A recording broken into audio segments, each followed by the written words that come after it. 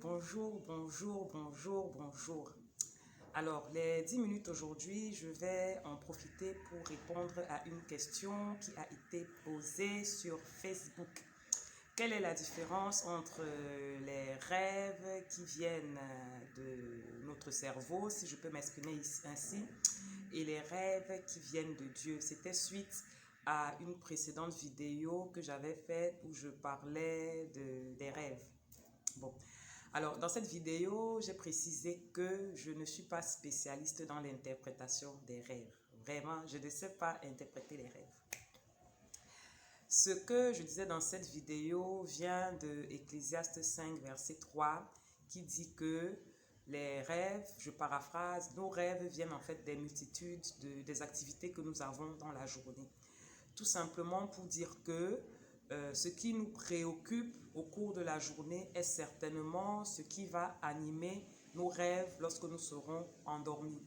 Lorsque nous avons passé une journée sous pression, lorsque nous avons passé une journée à être préoccupés par un sujet familial, financier, je n'en sais rien, par rapport au challenge que nous traversons, il peut arriver que le soir, nous en rêvions.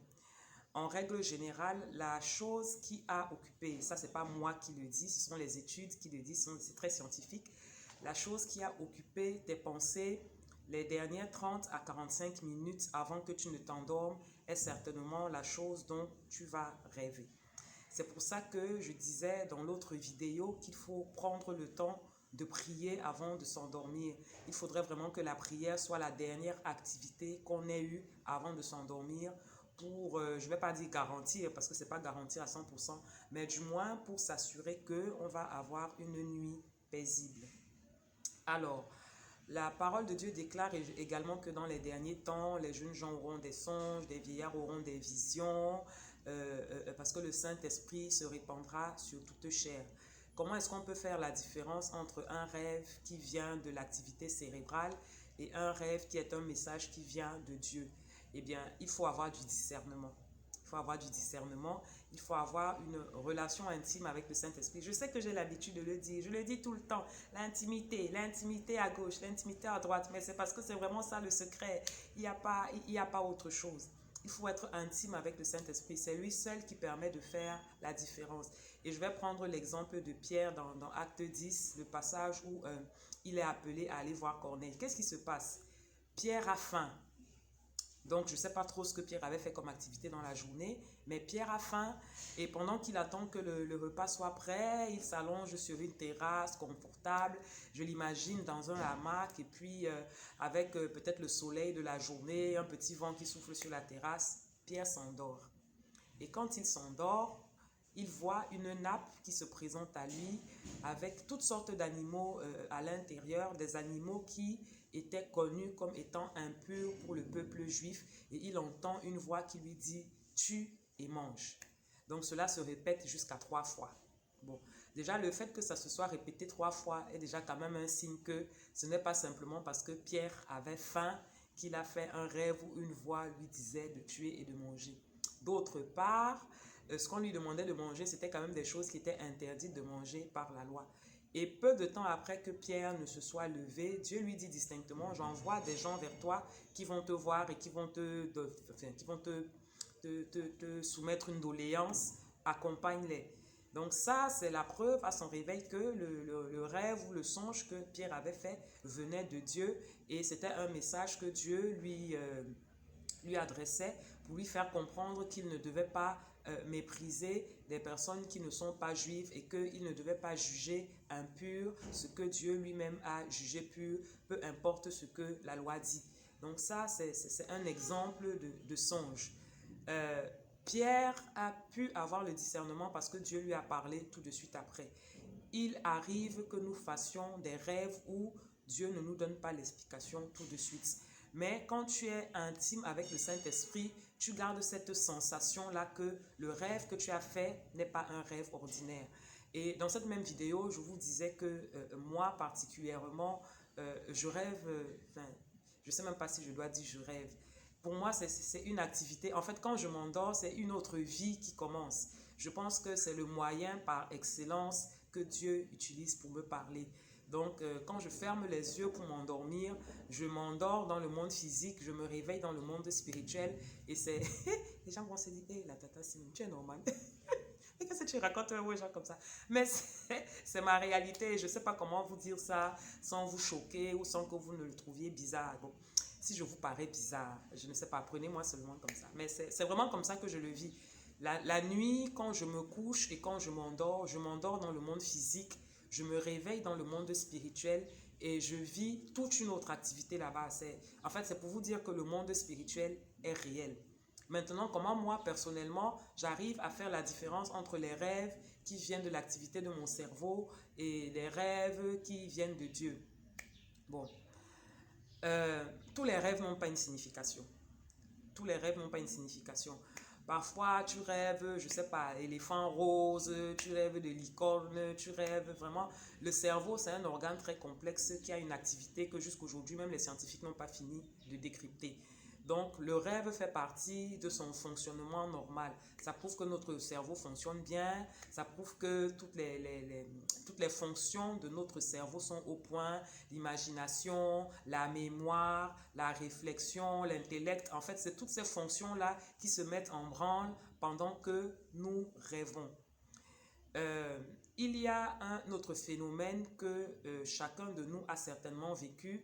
On appelle ça la réminiscence, c'est-à-dire c'est le fait que pendant la journée, vous faites une activité et vous avez l'impression que vous l'avez déjà faite. Vous avez l'impression que vous savez à l'avance tout ce qui va se passer, ce que votre interlocuteur va dire et ce que vous allez lui répondre. En fait, une sensation de déjà vu. Alors, les scientifiques l'expliquent en disant que c'est certainement quelque chose qu'on a dû rêver et ensuite qu'on vit. Mais de manière spirituelle, on sait que nous existions déjà dans la pensée de Dieu avant d'exister physiquement. Et donc, comme nous existions dans l'éternité, nous savions en fait tout ce qui allait se passer à l'avance, puisque nous sommes faits à l'image et à la ressemblance de Dieu. Donc, Dieu avait déjà mis en nous en fait toutes les journées que nous allions vivre et nous les connaissions. Bon, souvent nous n'avons pas la capacité de nous en souvenir parce que Dieu, dans sa souveraineté, se conserve quand même une part de mystère et de puissance. Mais moi, quand je vais aller me coucher le soir, je prie. Je prie par rapport à la journée, je prie par rapport à la nuit, je prie par rapport au lendemain, aux activités. Bref, c'est une véritable conversation que j'ai avec Dieu. Je n'ai pas un canevas précis que je suis, mais c'est vraiment un temps de cœur à cœur. Je m'endors et il arrive souvent que quand je me lève le matin, je ne me souvienne pas de ce que j'ai rêvé tout de suite. Donc en fait, que le rêve ne m'ait laissé aucune impression particulière, je peux me souvenir de quelques petites brides, mais ça ne m'a pas marqué plus que ça. Et puis, il y a des nuits où je rêve et j'ai l'impression que ce que je vis est vraiment la réalité. C'est-à-dire, c'est quelque chose de tellement réel, c'est quelque chose de tellement fort que quand je me lève, soit ça me réveille au milieu de la nuit ou alors quand je me lève le matin, j'ai vraiment l'impression d'avoir vécu cette histoire. Donc, souvent, je suis troublée. Et qu'est-ce que je fais? Je prie. Donc, c'est pendant que je prie que Dieu m'indique l'origine, ou alors, comment je peux dire ça, la portée du rêve. Alors, juste pour donner un exemple, une fois, j'ai rêvé d'une sœur, d'une sœur en Christ que je ne connais absolument pas, que je n'ai jamais rencontrée. En fait, j'ai rêvé que mon pasteur me montrait des photos de la sœur, des photos de la vie de la sœur. Donc, sur les photos, je pouvais voir la sœur avec son mari, je pouvais voir la sœur dans sa famille et tout ça. Et en fait, mon pasteur était en train de me dire que la sœur est décédée et me montrait les images de la vie de la sœur en photo. Et j'ai entendu, dans le rêve, j'ai entendu le prénom de la sœur. Donc, quand je me réveille le matin, je suis confuse. Je sais que la sœur vit au Congo, je sais qu'elle est à Pointe-Noire, je connais son prénom. Mais voilà quoi, je l'ai vue en photo, donc en fait, si je la vois en vrai, je peux la reconnaître. Ma première réaction, j'appelle mon pasteur, je lui pose le problème. Elle me dit non, de prime abord comme ça ne me dit rien et tout ça. Donc, je panique et voilà, j'oublie de vous dire. Dans le rêve, j'ai rêvé qu'en fait, la sœur était morte d'une infection au Covid. Donc, je commençais à prier pour la sœur et je sentais, je sais pas, il y a des choses qui sont difficiles à expliquer. Les choses spirituelles sont souvent difficiles à expliquer. Je sentais une atmosphère, je me sentais, je ne vais pas dire oppressée, mais je sentais comme une urgence en fait. Donc j'ai prié pour la vie de la sœur, j'ai chassé l'esprit de mort, j'ai prié pour sa santé, j'ai supplié, je sais pas, je me sentais désarmée, je me sentais bizarre. Et donc, j'ai prié pendant quelques jours. Et puis après, enfin, la pression est un peu passée. Et puis, je dois avouer, j'ai oublié. Et un mois exactement, jour pour jour, mon pasteur m'appelle un jour et me dit, tiens, tu m'avais parlé d'une histoire et tout ça là. Est-ce que je lui dis oui, je m'en souviens. Elle me dit, je vais t'envoyer une photo et tu vas me dire si c'est la personne. Et quand elle m'a envoyé la photo, c'était exactement la sœur dont j'avais rêvé. Et elle me dit, tu sais, c'est une sœur de Pointe-Noire qui est décédée de suite de Covid et tout. Et elle me demande, mais le prénom que tu m'avais donné, nous on la connaît sous tel prénom. Je lui dis oui, mais moi j'avais entendu tel prénom. Et en fait, il se fait que la sœur avait deux prénoms et que le prénom que moi j'avais entendu était son deuxième prénom qu'elle n'utilisait pas beaucoup. Donc voilà comment est-ce que tu sais qu'un rêve vient de Dieu ou qu'un rêve vient de ton cerveau.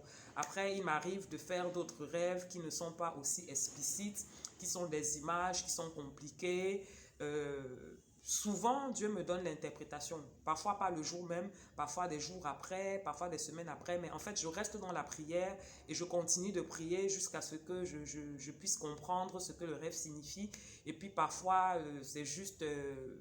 bref, c'est juste un rêve comme ça, quoi. Le Seigneur ne me dit rien de particulier là-dessus, même si le rêve m'a touché, même si le rêve m'a un peu bousculé. Mais si le Seigneur ne me dit rien de particulier sur ce rêve-là, je conclus que c'était pas Dieu qui me parlait, c'était pas un message particulier, c'était juste un rêve comme ça que j'avais fait. Bon, je sais pas si j'ai répondu à la question de mon frère qui l'a posée. J'espère que oui, si ce n'est pas le cas, je reste ouverte à approfondir et à faire d'autres recherches, mais voilà ce que je pouvais dire pour cette question. Donc, en conclusion, comment est-ce qu'on sait qu'un rêve vient de Dieu et que ce n'est pas une activité de notre cerveau? Il faut rester dans la prière.